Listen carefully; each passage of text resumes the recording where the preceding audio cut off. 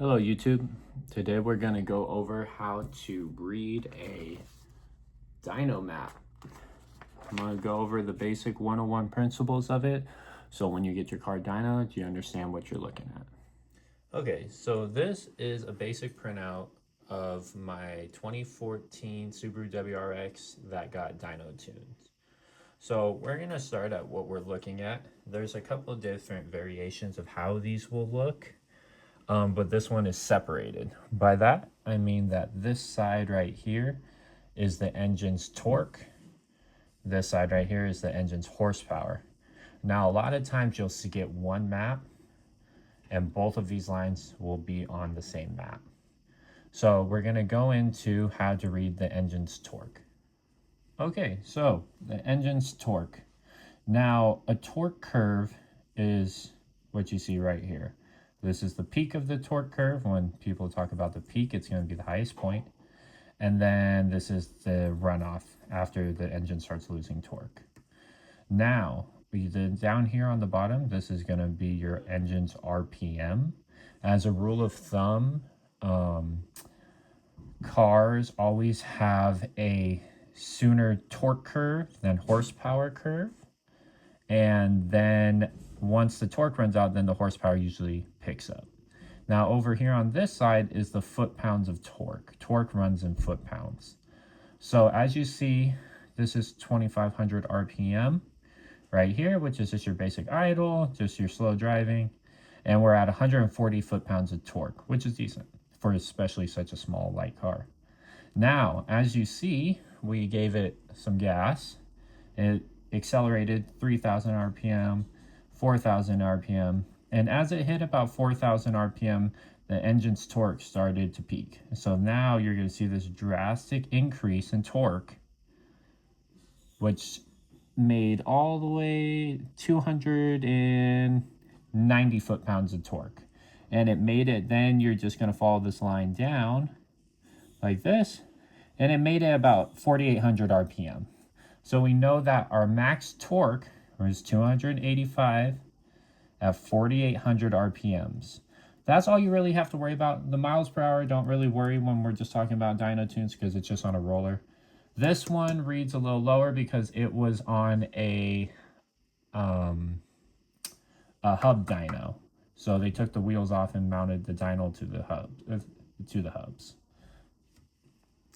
So jumping back into it, as you see, we maxed out our torque at 4,850, and then the engine starts losing torque through various reasons, and then it slowly starts coming down, and it looks like we pulled off at 6,500 RPM, which is basically kind of tapped out.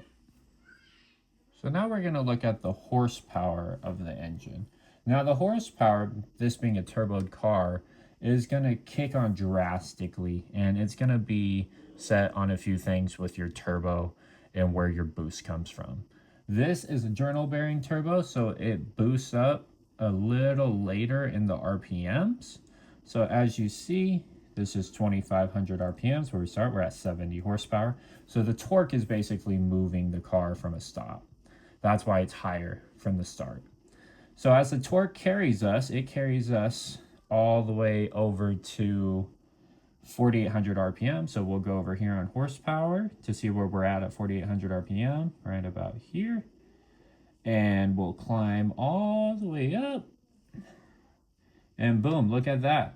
So we have almost max torque and max horsepower at 4,800 RPM. So that's going to be the sweet spot of our engine. That's when we're going to get pretty much all of our power, our torque and our horsepower.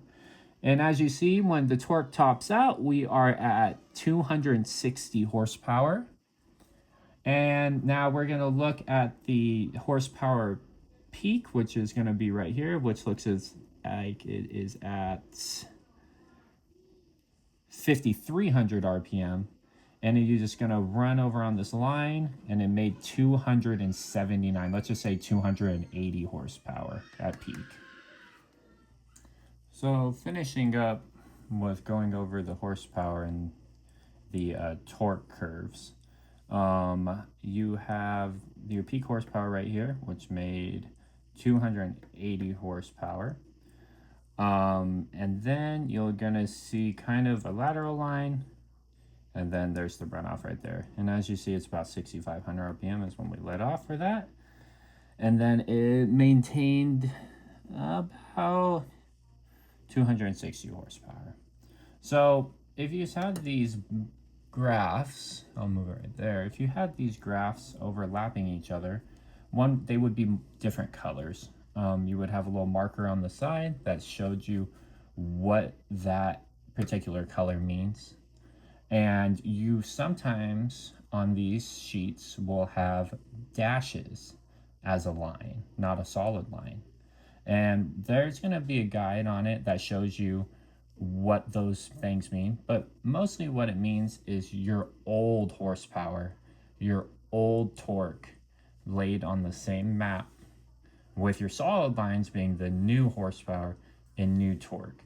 And this allows tuners to show you where you made power, what you made power at, what RPM, and this kind of gives you the baseline of what the car needs through various changes: intake manifolds, cooler intakes, turbo sizes, injector sizes. That's why doing actual dyno tuning and looking at graphs is so important. So just to recap one last time, your torque curve always hits sooner and it starts higher. This is 2,500 RPM, 140 horsepower, and then it peaks right here over at 280 foot-pounds of torque. You're always going to say foot-pounds of torque. Now it starts running off at that time. So now we're done with that one, and we're going to jump over the horsepower. It always starts lower, and it's going to have more of a mountain hill climb. This one's going to have a more steeper incline because it's a turboed car, so the power comes on quicker. A lot of other ones, naturally aspirated engines, are going to have a more horizontal line that's going to come across more at an angle like this. Different engines, such as like big block V8s, they're going to have way higher torque, and they're going to carry it for a shorter amount of time, and then it takes their horsepower longer to kick on. This is just all depends on engine sizes, engine displacement, cylinders, naturally aspirated, supercharged, turbocharged. This is going to tell you everything you need to know. So I hope you enjoyed the video on how to read a horsepower and torque dyno map. This is just your basic 101. If you have any questions, please leave them in the comments. I'd be more than happy to answer it. Now, please like and subscribe so I can make more content for you.